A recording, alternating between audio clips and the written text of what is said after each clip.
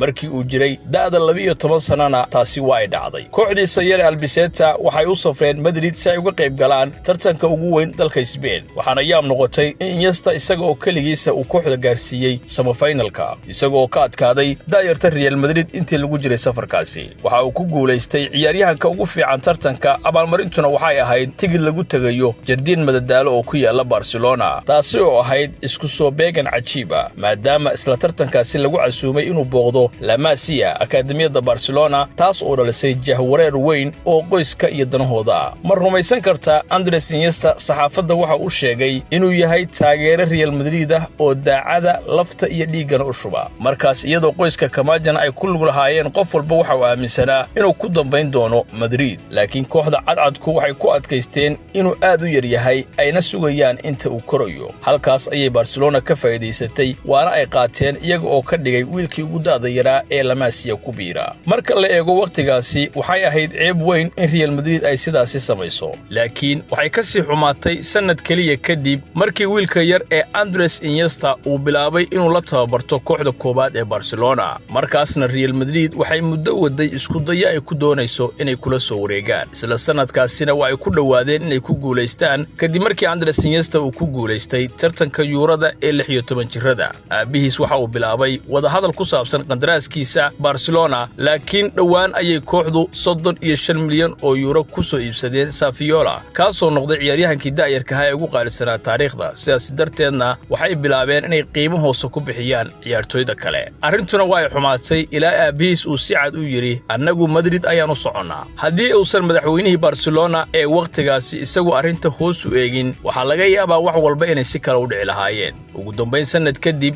Andres Iniesta mar kale ayuu muujiyay kartidiisa isagoo ku guuleystay tartanka Yuurada ee 19 jirada. Markaasna Real Madrid waa ay ku waalatay Iniesta. Aabaha Andres Iniesta waxa uu sheegay inuu marar badan iska indha tiray wicitaanadooda, balse halkii la filayay inuu baxo sanadkii xigay waxa uu helay kulankiisii ugu horeeyay ee safashada kooxda Barcelona. Markii la gaaray sanadkii 2005tina ciyaaryahan kale oo Barcelona ma jirin oo kulamo ka badan ciyaaray inta uu isagu ciyaaray, laakiin hal dhibaato weyn ayaa jirtay. 90% kulamadaasi waxa uu ka soo kacay kursiga kaydka oo bedel ayuu ku imaanayay. Waxay noqotay mid cad in Iniesta lagu arko inuu yahay ciyaaryahan lagu bedelo marba qofkii dhaawacma. Xil ciyaareedkii xigayna niyad jabkiisu waa uu sii batay markii Xavi Hernandez uu galay dhaawac ACL. Iniesta ayaa si buuxda ula wareegay qadka dhexe. Barcelona waxay u socotay si xamaasad leh tartanka Champions League. Iniesta wuxuu ciyaaray daqiiqad kasta si cajiib ah isagoo mar walba sameynayay wax ka wanaagsan inta kale.